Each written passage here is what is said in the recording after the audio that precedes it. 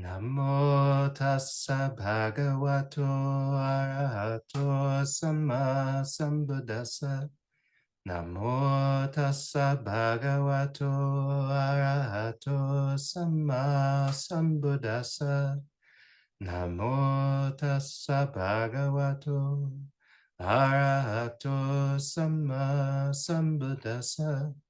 Buddhang dhammang sanghang namasami. All right. Happy new moon, everybody.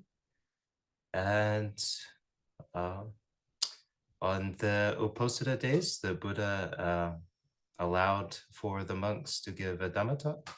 And when the Buddha allows something, he's usually saying, hey, it's a good idea. And so we are gathered and thought I'd offer a Dhamma reflection. We had the good fortune of getting together yesterday for our Wednesday tea. So a bunch of ideas came to mind, and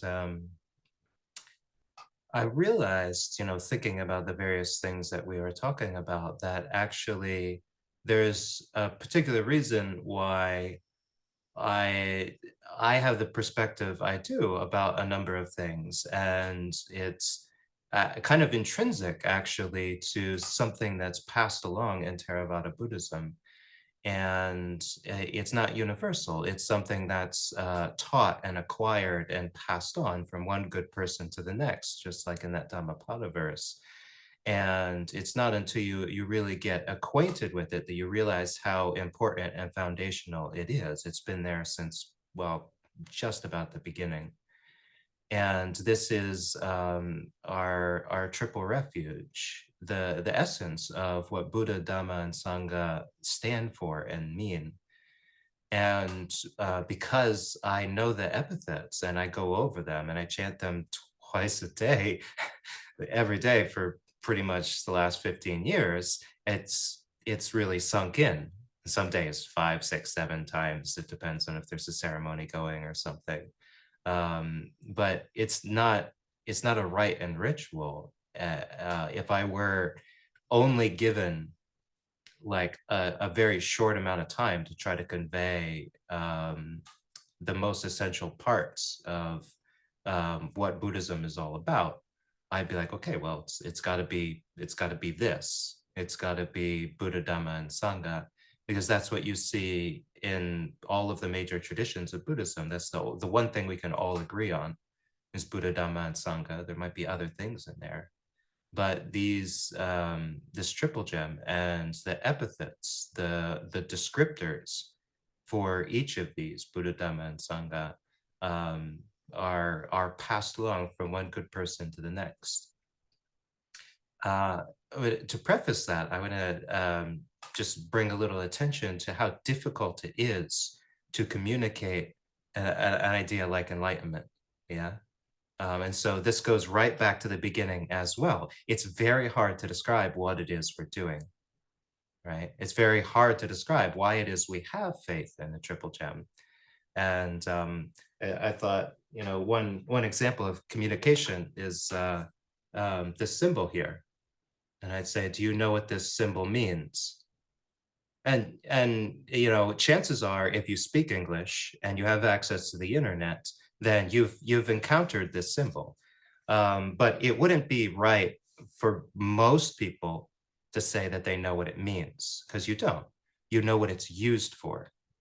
You know why it's important, right? And this is the international symbol for radiation. Yeah, it's a warning symbol, especially when it's yellow on black or black on yellow. But what it means is this is an atom, and these are waves of energy coming out from it. So it's trying to warn you that there's a radioactive substance here. That's a radioactive atom. But the problem with this form of communication is it was already obsolete pretty much by the time they started using it. Because by the time they were starting to use it, they were no longer thinking of atoms as balls. They were already starting to transition to that model where you have a bunch of protons and neutrons and then the spinny little electrons around them. And I don't know if you pay attention to these things, they don't even use that anymore.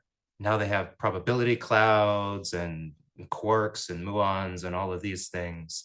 They're really dying for a new model. So it's in terms of communicating, they came up with a symbol and they basically like, well, this is we've already started using it.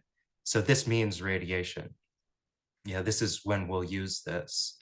And in terms of symbols in Buddhism, what do we have to convey the triple gem? I mean, even the idea of gem, yeah?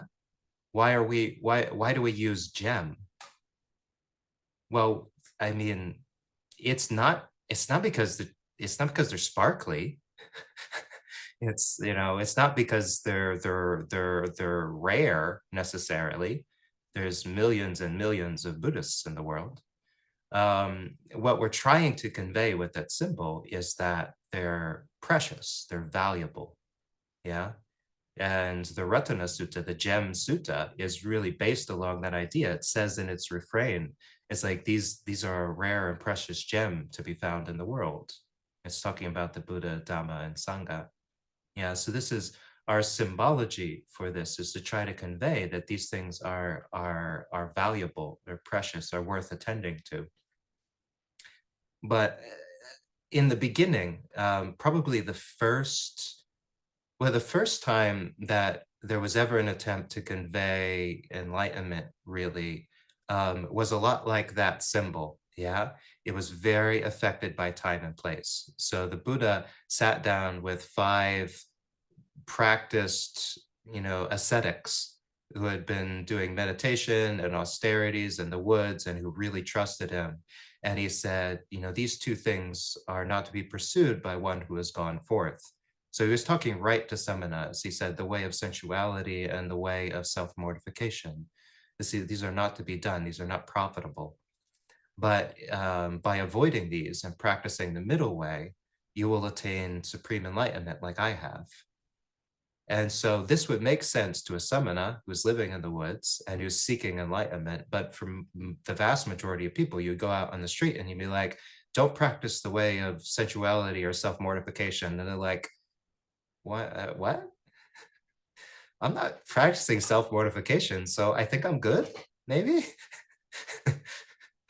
It was very time and place, yeah.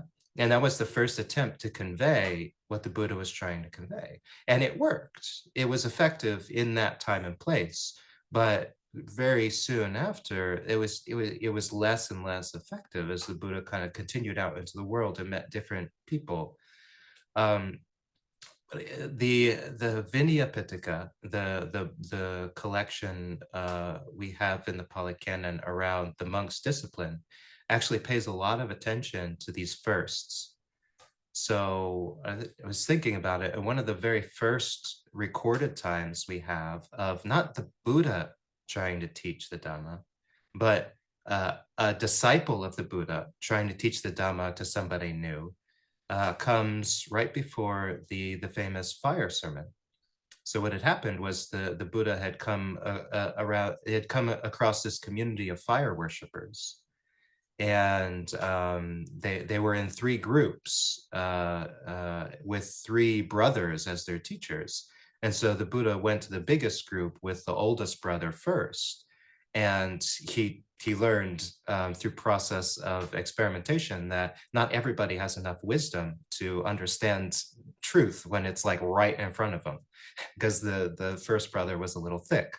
The Buddha tried doing all these psychic powers, and the brother's like, well, he's good. This guy's good, but he's not enlightened like I am.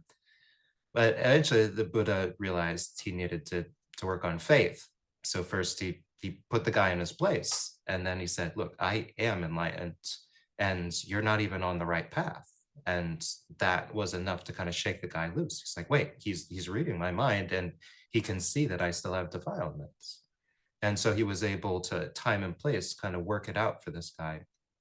But what happened was all of these fire worshippers had long matted hair.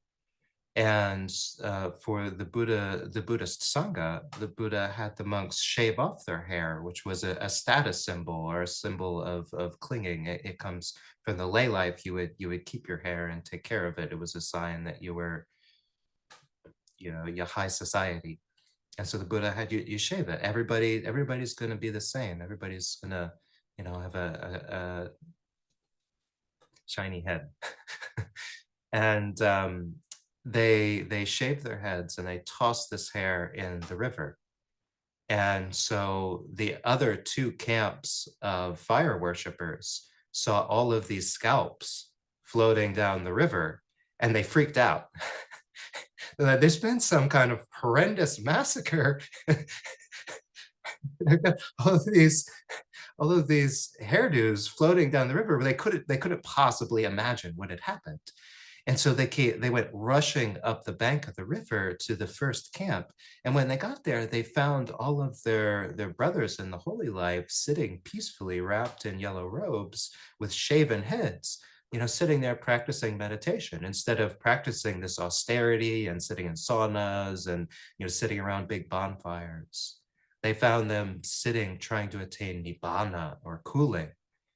And they're like, something really profound has happened. And they kind of very hesitantly went up to this group of previous fire worshippers. And they asked, what I think, very beautiful and simple question of their brothers in the holy life. They said, is it better? And these converted fire worshippers said, it's better. And this was one of the first recorded instances we have of disciples of the Buddha converting other disciples of the Buddha. So this is an important principle, that the Buddha is not necessary for the transmission of the Dhamma. At that point, his people that he had talked to were already able to bring other people in. But to me, this is the message that built into the epithets, the triple gem, the triple refuge. This was the beginning of it. And this is what we are trying to say in our recollection of the Buddha, Dhamma, and Sangha. We are trying to say the Buddha is good. The Dhamma is good. The Sangha is good. It's the simplest possible message. But we're trying to say it very clearly, not a mysterious symbol that actually most of the humans on the planet don't understand that symbol. And it's caused some real problems. Yeah. Because they don't know what radiation is. It's a particular knowledge that we have, in developed countries that isn't really necessary in like South America. Likewise, most of the intricacies of the monastic life isn't really necessary for conveying the Dhamma. One layperson to the next can make this transmission, though, can pass along the most important information, and it's, my life has improved. Yeah, the teacher is good. The teaching is good. The disciples are good. And we say this in particular ways. And I thought, we've gathered, it's the apostata, run through these quickly. And though they've been transmitted to us in the Pali language, what they are saying is the particular qualities of the Buddha, Dhamma, and Sangha. We should be able to look at these epithets. What they are saying is we should be able to look at the epithets and know that they have not changed. That if we can figure out what the Pali words mean, the meaning will not have changed, will still be appropriate in this day and age. It will still be appropriate to us. And so it's the same triple gem that we are going for refuge to in the modern day as it was back in the Buddhist time. It is the same teacher, teaching, and disciples. Yeah. So the first recollection, the recollection of the Buddha, it goes, Itipiso Bhagawa Arahang Sama Sambuddho Bhagawa Vijja Charana Sampano Sugato Loka Vidu Anutaro Purisa Dhamma Sarati Satang Deva Manusanang Buddho Bhagawa. Yeah. And that's the whole thing, but it's broken up into a bunch of separate little ideas. Yeah. And the first part, Itipiso Bhagawa, and it's just saying, such is the Blessed One. And Bhagawa was one of the things they called the Buddha. He was the Bhagawa, and it's a kind of, it's a word that it isn't like a normal word, but blessed is not a bad translation for it. And this is right from the get-go, we're establishing a principle that if anything is to be called holy, it will be something based on these principles. We're not going to enumerate that the Buddha was the son of a god, or that he had certain mystical powers or this and that, but we're going to be looking at his characteristics and his enlightenment, and that's what makes him holy. Sama Sambuddho. And this is sama, like in the sama ditti, sama sankapo, it's like the Eightfold Path. It means rightly or properly or harmoniously. Sambuddho, self-awakened. And this is something that we'll only say of the Buddha. Only the Buddha was rightly self-awakened. Only he fulfilled all the necessities to perfect his character and his understanding, such that in his final life as a bodhisattva, he would attain enlightenment in such a way that he understood all of the nuances of the Dhamma that he could teach.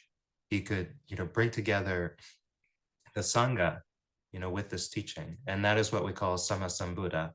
And they are much more rare and precious than just awakened beings, which are already pretty precious, are already pretty rare. But a Sama Sambuddha is so rare that it's said in the cosmology that we are in what's called a very fortunate eon.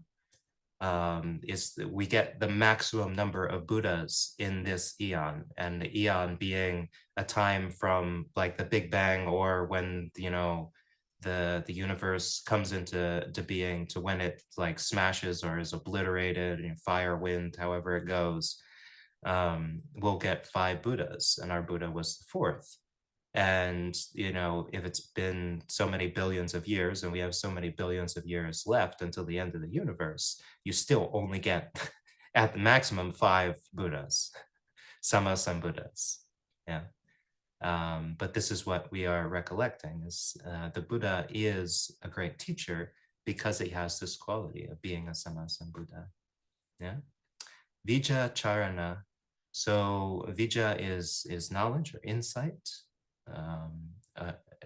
awakened understanding, and he's charana, he's arrived at, he's attained, so he's reached full knowledge. Sugata is another epithet of the Buddha. So sugato is a funny word that means fortunate or accomplished. So the idea of having good fortune in a teaching on karma, cause and effect based on action, you don't have good fortune out of nowhere.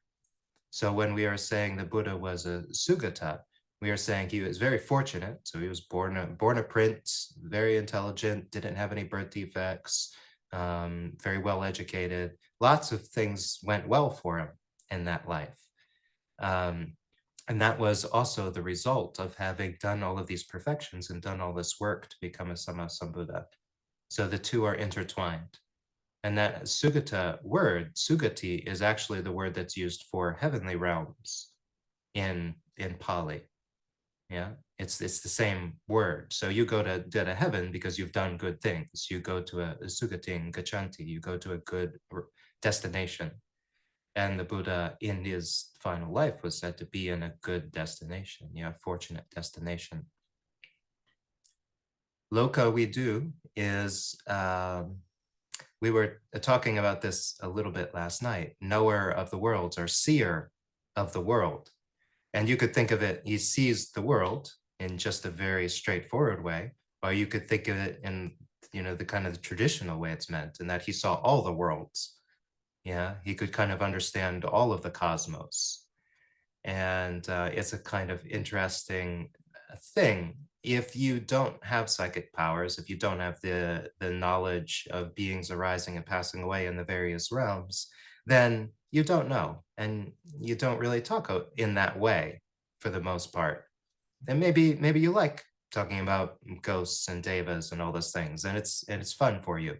But if you were to have these capabilities, then when you would talk with other people who had these capabilities, you'd be talking from the place of knowing.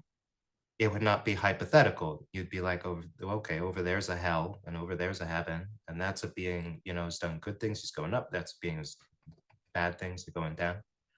The Buddha was said to be one who spoke from knowledge. He spoke from vision. He could see these realms. So when he talked about them to the people who could understand, he was talking from a place, not speculation, but from knowledge. Anuttaro Purisadhamma Sarati. So the Sarati part is a charioteer. And in the Buddhist time, a charioteer, it was his livelihood was to very carefully train the horses that were pulling his chariot. Yeah, that was really important to him. So they were the foremost horse trainers in the Buddhist time, foremost trainers of animals. Nobody could train an animal better than a master charioteer. And so we use this epithet to describe the Buddha. He was the foremost trainer, charioteer, trainer of Purisadhamma. And this is the trainable human beings. And that is us. We are those who have some capacity for awakening. Yeah. So there are those beings who have no capacity for awakening, and they usually announce it very proudly. I have no interest in this crap. Keep it to yourself. And we do, because we recognize there's no fertile ground there. But those who are interested, who are curious, who are suffering and know they are suffering, they seek out the Dhamma and they are ready to hear about it. And one characteristic about these people is, when they hear about something unpleasant, often they have this response of, yeah, I knew it. Yes, that sounds like truth. Whereas other people will be like, look, that sucks. I don't want to hear about that. Yes, people die, but quit talking about it. Whereas somebody who's like, yes, that this is a problem. I'm suffering about this. Let's talk about this. Let's figure this out. Why am I suffering about this? Yeah. So the Buddha was, we recollect him as the foremost teacher. He's not simply, a deity on, a lotus flower floating in a heavenly realm. What has been preserved is our understanding that he was the best at looking at a person and figuring out how to help them understand this very subtle Dhamma. Yeah. And that this is why, as we go through the Pali Canon, he teaches in a variety of ways. It's not that the Dhamma is changing, it's that he's empathetic and understanding what is most useful for his audience to hear at any given time. And so any one sutta is not going to be the end all be all of the Dhamma. It's not going to be, this is the Dhamma and everything else is kind of tangential. But we have to look at where they all connect. And that's where the Dhamma is. What is the understanding that the Buddha was trying to convey in this way at that place and time, to that person.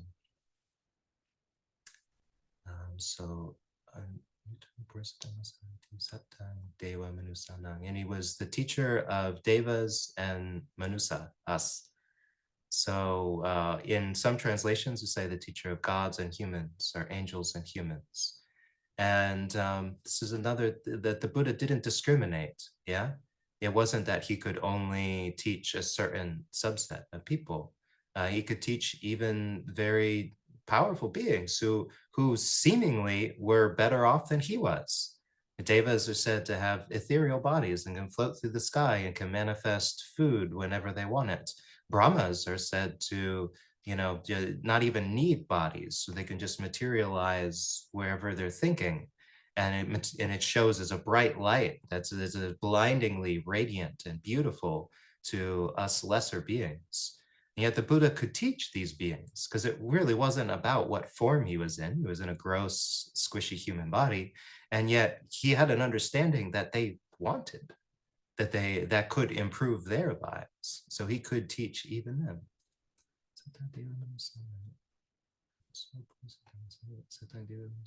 Buddho Bhagava. So Buddha means awakened. Yeah. And this is one of the first teachings of the Buddha that didn't work was when somebody, after his enlightenment, somebody came across his footprints and noticed he was said to have this kind of wheel-shaped indentation on his foot. And the person saw this footprint with this wheel-shaped indentation and like, certainly this is not the footprint of a human being. And he followed the footprints, probably with his face like inches off of the mud, to where the Buddha was sitting under a tree. And he goes up to the Buddha and he's like, "Oh, sir, what must you be? Certainly you must be a Brahma or a Deva or some very important being." And the Buddha's like, "Nope." And the guy kind of puzzles through and he's like, "Well, maybe you're this, maybe you're that." And he's like, "Nope, nope." He's like, "Okay, wait, what are you?" And the Buddha said, "I am awake. I am Buddha." Because it's what the guy needed to know, but it wasn't what he was asking.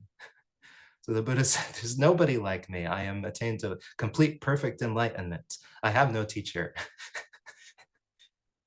And and you know, and the guy went, "Maybe so," and walked off. It was a bit too much for him. He didn't get it. It was before we had these epithets. Yeah. And this is our recollection of the Buddha. So when we recollect the Buddha, we're not recollecting he had long ears. We're not recollecting, he had golden hued skin, or that he was very handsome, or that he had a booming voice that everybody in a crowd could hear. We don't recollect that he was wise or kind or compassionate, or that he had millions of followers. We recollect that he was the best of teachers, because this is what's most important to what we need to know. This is a teacher that we can put our confidence in. This is a teacher that we can trust. This is a teacher that conveyed the Dhamma, not because it sounded like a good idea to him, but he was trying to, as best he could, convey this training, this capability we have of learning the Dhamma and reaching the same enlightenment out of compassion. Yeah, he was transmitting it into the future. Some symbols that we come up with, we use them even though they're only good for a couple of years, and then we've forgotten their meaning, and then we'll keep using them for a while. But the Buddha was trying to convey these ideas in a way that would last. As we play the great generational telephone game and kind of pass the Dhamma on to each successive generation. Yeah. It was like, what ideas can survive? And these are these epithets. Most important, I find in my practice, is recollecting the epithets of the Dhamma. And swakato bhagavata Dhammo. So well explained, well expounded, well proclaimed is the Blessed One's Dhamma. Yeah, his teaching was really well explained. He was very careful to not be ambiguous, to not do etc., or just assume people got that one concept, or say things that were interesting to him at the time, but later on he wasn't so interested in. He was always trying to convey a very concise but very well-structured teaching whenever he taught. Yeah, akaliko. And this means, sanditiko, sorry. Sanditiko means visible, presently visible, like imminently visible. And that this is the Dhamma. So if ever we have the idea that the Dhamma is so subtle, is so woo, is so out there, I'm not sure I could ever possibly understand it. It's so esoteric, so subtle. We should be like, no, every generation of Buddhists since the time of the Buddha has vetted these epithets. They have passed them on. They have put their stamp of approval on them. The Dhamma is right in front of you. Open your eyes. We're not talking about something out there. We're not talking about something back there. We are talking about something that's so close, we miss it. Sanditiko. Akaliko is also very important, and that's Akali is an era or an epoch, and the Dhamma is Akali, which means it is not belonging to any epoch, not belonging to any era. So specifically, we are to recollect that the Dhamma that we are being given, the Dhamma part of it is not cultural, is not limited to time and place. And a lot of our conversation, like last night, was kind of dealing with this, because the Buddha was saying a lot of things in the Pali Canon that don't really jive with our present culture, and certainly did at the time he was saying them. But at the same time, it's really on us to not insist that they jive with our culture. I think a lot of people would like to imagine the Buddha as a kind of lab coat wearing, very rational, if anything, like a Greek philosopher is like, no, we're only going to deal with facts, hard facts. We're not going to get into all this wishy-washy stuff. I had to say that for the ancient Indians. That's all they would believe is devas and brahmas and that stuff. But you all, I'll give you the real stuff. It's about cause and effect. That's all we're talking about. We're talking about dependent origination. But the reality is, if the realms of existence were important to the teaching, the Buddha would not have taught them. Yeah. If karma wasn't important to understand, the Buddha would not have taught it. Yeah. Yeah, it's not about time and place. And if it was truly unimportant, even if people wanted to hear about it, the Buddha would not have taught about it, because it would have been a waste of time. And nobody knew better than him how precious his time was. He was only going to be around for a little while, and then he'd be gone. And we would be left without that teacher. We would have whatever Dhamma existed and whatever we could figure out along the way. So when we go through things in the Pali Canon, if we don't quite have a place for them, it's not that they are not describing the Dhamma, it's that maybe we don't understand what part of the Dhamma they're describing. Or maybe we don't have the knowledge, maybe we aren't a loka vidu, and we don't see the worlds. And so we can't verify it, we can't do anything with it. And there were disciples like the Venerable Sariputta, even the Buddha's time, who couldn't see these things, couldn't verify it, and so they set it to the side and they worked with what they could verify. But this epithet is reminding us not to throw them out because they don't work in a culture, because they might work in the next culture. And if we threw them out, that next culture won't get them. Yeah.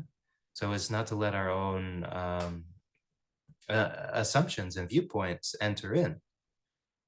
Back in the 1950s, there was people who believed that Adam was a ball, and that was their worldview. It was like, and it made sense. Yeah. Things are made of like grains of sand, right? And you break them down and you have a bunch of little grains of sand, and we call those atoms. But as we've explored more, we're like, it doesn't totally work with what we're getting. In the same way, as we're breaking things down in the modern day, we're like, well, devas are not really explaining electricity for me.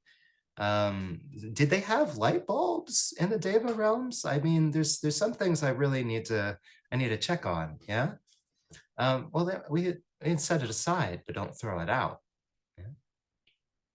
Ehipassiko is this quality of the Dhamma, which ehipassiko literally means come and see. So the truth should be interesting. It should draw us in. Yeah. And I think it doesn't draw everybody in. If you were to go down the street and be like, all beings are of the nature to age, all beings are of the nature to die, you would not get a big crowd of people, unless they had torches and pitchforks. Maybe, they were trying to get you arrested. You might have a crowd of people, but you probably wouldn't have a lot of followers. Yeah. Who are like, that's so true. But yet some of us, hear these important teachings of Dhamma, and we're like, well, that's funny. I've suspected that for a long time now. So why are you saying it? What is the context? And we're like, there is suffering. I mean, like, yeah, there is. Yeah. Huh. How about that? So what do I do? Well, there is a cause. And did you know that the cause can cease? Did you know there's a way you can make the cause of suffering cease? And it leads you in. And this leads very well to the next epithet, opanayiko. And opanayiko literally means progressive or linear. And sometimes it's translated as leading inwards or leading onwards. And it's just this idea is like, if ever you are presented with the idea of like instant enlightenment, like I'll teach you this one thing and then you get it now. You should check with the epithets and be like, well, that doesn't quite jive. Yeah. Yeah, I think it's supposed to be progressive. Yeah. It's one thing's supposed to lead to the next and lead to the next. And so it's not that we just get one thing and then we've got it. So we get one thing, but we're getting one thing and but we're diluted. So we're only partially understanding the thing that we got. And we work with it and we chip away a little bit of our delusion, and then we get the next thing. And that leads us to the next thing, and it leads us to the next thing. Again, another quality of the truth is that its truth is so vast and it's so all encompassing that we can't see all of it at one time. But yet, if we do find one bit of truth, in a lot of interesting ways, it's connected to other bits of truth. And this is the way that wisdom kind of opens up, like the lotus, flower, the image we have of a lotus flower opening up. That was the Buddhist metaphor for the mind kind of opening up. It starts out all closed-minded, yeah, and all wrapped in itself. It's not that it's not beautiful, but as it opens, it becomes really sublime, yeah. There's something beautiful and unseen in it, and this is our flowering of wisdom as we kind of gradually open to truth. Ajahn Brahm had a lovely image in one of his talks of it's the idea that you have to shine light on a lotus flower, yeah. When the sun first comes up over the horizon and hits the lotus flower, it doesn't like open up right away, yeah. One little petal will start to open, and if the sun stays on it, then another little petal will open, and another and another. But if some clouds roll in, it closes back up.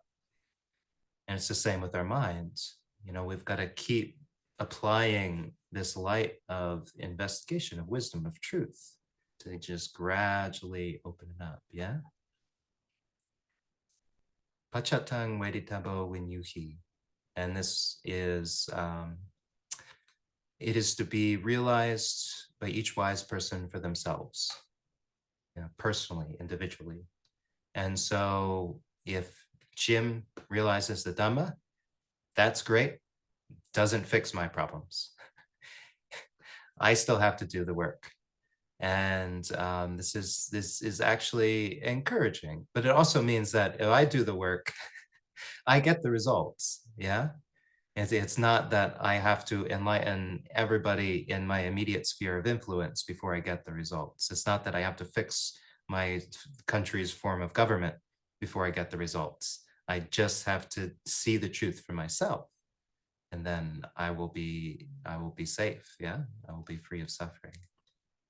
And then we go to the Sangha. So Supatipano Bhagavato Savaka Sangho, Ujupatipano Bhagavato Savaka Sangho, Nyaya Patipano Bhagavato Savaka Sangho, Samichipatipano Bhagavato Savaka Sangho. So these four things, it begins by say, these are sort of in the past tense, but what we recollect about the Sangha, number one, is that it's the Savaka Sangha. So Savaka means disciple. And the Sangha is not just any community of human beings. It is specifically the community of human beings who are practicing this Dhamma, practicing this teaching, and attaining to the levels of awakening that come with that practice. So this is why these are kind of sort of in a past tense. I don't know grammar very well, like a past perfect or past participle or something like that. It's some form of like they have done this, or at the very least, this is happening. Yeah, it's not a future thing. It's not a they could do this. It's that this is being underdone, you know. And the first one is supatipano, and that is they're practicing in the right way, or they have practiced in the right way. And this is a way in accord with Dhamma, patipana, patipada. And this literally means practice, but it means right practice. It means they have applied energy to understand these things. You know, they haven't done it in a backwards way and just accidentally arrived at understanding. They attended to the teaching and they reached understanding. Yeah, they were good students. Uju patipano. Uju is it means upright. Yeah, so it's literally like energetic.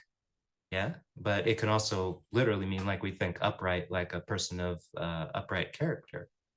The two are kind of going hand in hand. If one is really diligent, then they're also careful about what they do. Yeah, they're really trying to do their best. Nyaya patipano, jnana is like insight, understanding. So they have practiced through insight, through investigation. They have attained their levels of awakening through considering the Buddhist teaching. And samichi patipano, this word, I think integrity is a good translation of it. It means the sila is there. Yeah. These are a sila guna. They're beings who are practicing in accord with not just truth, but also morality. They are practicing in a way that benefits the people around them. And such it is for one who is diligent about the Dhamma, who sees suffering and the cause of suffering and the way out of the cause of suffering. They will not increase the suffering of the people around them. Yeah. Chatari Purisa Dhamma, sorry. That is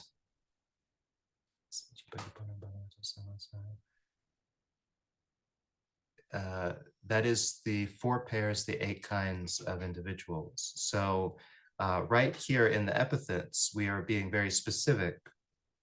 And in the modern day, we have a lot of different ideas floating about what we are trying to be and what we are trying to attain. But in the recollection of the Sangha, we're recollecting the 4 pairs of enlightened beings. And that is the stream enter, the person who's on the path of stream entry, and the person who has attained stream entry. The person who's on the path of once returning and attained once returning. The person who's on the path of non-returning and attained to non-returning. And the person who's on the path of arhatship and attained to full enlightenment. Yeah. And so right here, worked into the epithets of the Sangha, we are recollecting these levels of enlightenment because they really were essential to what the Buddha was conveying. That enlightenment is not a fuzzy thing. It is, as you reach these stages, you know you have reached these stages, and insight, knowledge, light, understanding arises about things that you didn't understand before. And that this is a point of no return. Once you get it, you don't go back to being ignorant. And so when we recollect the Sangha, we are recollecting not just arahants. Some of the simplest people have attained stream entry. And the Buddhist time, there was one of the Sakyans was a drunkard, and when he passed away, Sarakani the Sakyan, when he passed away, the other Sakyans went to the Buddha and they're like, "So what hell realm did he go to?" And the Buddha's like, "Well, he didn't go to hell. He was a stream enterer. He can't go to hell." And they're like, "Okay, well, if Sarakani, was a stream enterer, then that dog over there is a stream enterer, because that guy was a drunk. He was a complete waste." And the Buddha's like, "Look, if these trees behind me could understand what is well spoken and what is not well spoken, then I would say that they are stream enterers." And Sarakani, even though he wasn't, it was lazy in his application of Sila Samadhi Panya, he had understood the Dhamma when it was taught to him. Yeah, he had woken up to it. Yeah, and by that reason, he was one of these 4 pairs of people, such that he attained the fruit of stream entry at the time of his death. And it's a low bar, but it's very specific low bar. Yeah. And so this should also be humbling. Yeah. We realize as we look out at the Buddha Sangha and we're sitting down in a meditation hall and somebody, 3 seats in front of us is sniffling and scratching their head and fidgeting and making so much kind of noise. And they open up a cough drop in the middle of the meditation. And you're like, surely they have zero mindfulness. Surely they are not attending to the Buddha's teaching properly. We don't know. Yeah. Since the beginning, the Buddha Sangha has been filled with enlightened beings, and it can be a very subtle thing such that only a being who has that level really understands what it is about and can evaluate the other people who are at that level. So if we find ourselves in that situation, we can say, I don't know. Maybe this person knows something about not suffering that I don't, considering I'm the one suffering over their cough drop and they don't seem to be suffering over it very much. And we just talk ourselves down. This is a good thing to recollect, yeah? And then it said that the Buddhist Sangha is worthy of offerings, worthy of hospitality, worthy of gifts, worthy of respect. Anjali, literally holding up your palms together in respect. And why does it say this? This is a teaching both of, like I just said, if we consider what this person across from us might have understood, we start to realize how much we want that understanding. We want to understand the Dhamma, and that we are sort of petitioners. We are asking the people around us to help support us in this practice. We are asking, the Dhamma to kind of arise in our minds. We're working through it to try to understand it. We are putting up images of the Buddha to remember we have a teacher. He's saying, be diligent, be diligent, be diligent. And we need him to keep saying it to us. As we start to get lost and distracted, we look up and he's like, okay, if you want, but I'm just saying, you won't get anywhere doing it that way. And this is a good reminder for us. Yeah. And this brings out a natural quality of respect in the heart, but also codified, which is a desire to reciprocate, gratitude, but such that we're really moved to want to act on it and to show our appreciation. And all of the gratitude, all of the offerings, all of the gifts that are given to the Sangha are given not to get something in the future. They are given because of something that's already been conveyed. They are given because of the qualities that have already arisen in the Sangha.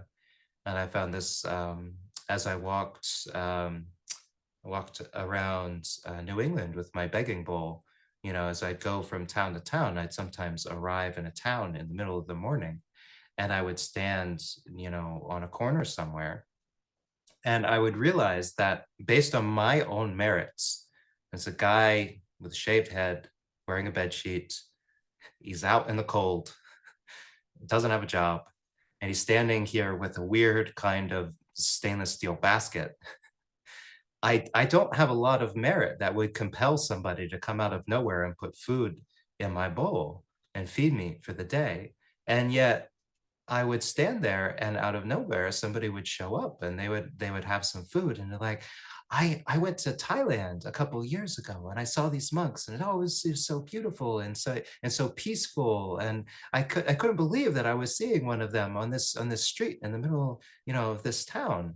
And they'd come and they'd bow down and they'd put food in the bowl, and I'd be like, this is based on not my merit, not on something I'm doing now. This was the effect of that person had a realization of some amount of peace, seeing Buddhist practitioners in the past, and seeing me, they were acting on that. They wanted to be able to show their gratitude for having that moment of peace and inspiration. And lo and behold, you have this nice little exchange. And maybe then they go off wherever they're going to go, and they're at work, and they're like, I fed a monk.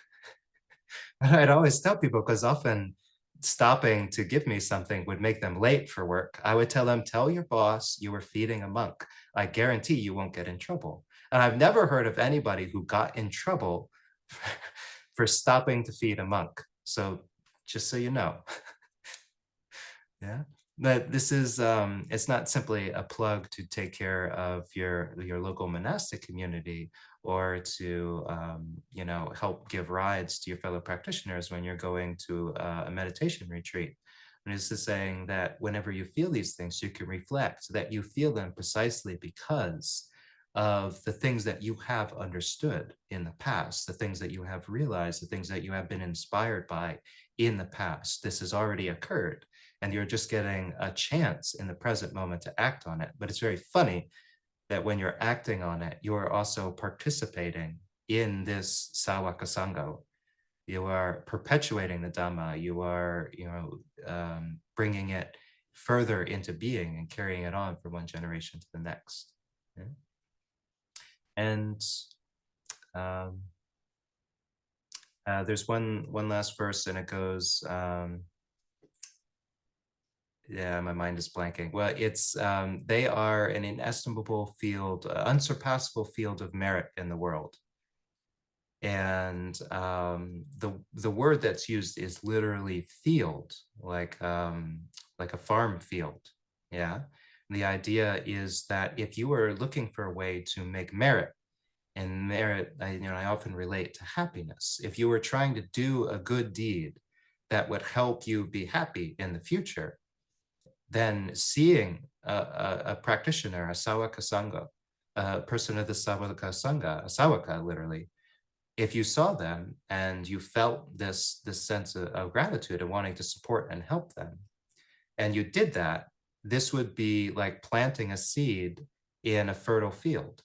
Yeah, you could be pretty sure that happiness would result, that merit would result as a result of this. Whereas, you know, if you're out and you're giving money to this charity or that charity, sometimes you don't quite know what the money's going to. Yeah, so you don't quite know what you're getting. You know, you see somebody on the with a cup on the side of the road, and like, hey, you have any money? And you put some money in there as you're walking away. You're like, you know, look at that guy there yesterday and the day before and the day before. You know, how much money? He must make a lot of money. You know, I don't quite know what that money is going for. But with the Sangha, you already know this person is dedicating themselves to trying to understand the Dhamma, to trying to practice, you know, patipada, the teaching. So you already know what your offerings are going towards. You already know that this person values this triple gem above all other wealth. Yeah. And so that's what they're going to spend their money on. Yeah. Is trying to get further in this practice. And so there's no question that this is a good use of your effort. Yeah. A good use of your support. And if one were to think, there is probably no better place to put it than actually the Buddha's not saying. It's like, yeah, there's merit for helping to build a temple, but it's because it is a place where people practice. You know, if you build, you know, a temple out in the middle of nowhere that nobody knows about, you don't get much merit from that. But if you build, you know, a simple hut, unadorned, that somebody is able to go and practice meditation in, then this is an extremely powerful and meritorious act and offering. Yeah. And the Buddha says it's actually the offering of sayasana, of a dwelling place, is the highest form of merit making that one can undertake. And it's specifically because of this. Offering to the Sangha is said to be even more meritorious than offering to a Sammasambuddha, because they're doing the practice and you're helping them do the practice. And it is the practice that, as we practice, we feel happier. Yeah. It's a practice that is generating this merit and this happiness. So there we go. These are the epithets. And if you've not worked with them, then take a look at them. If you already take a look at them, then you probably enjoyed this, because you hear them a lot and you never get tired of them, just like me. Yeah. But if anything, I would convey it's that they are the best we have in terms of conveying this very simple message that we've been trying to convey from one generation to the next. Is this is better.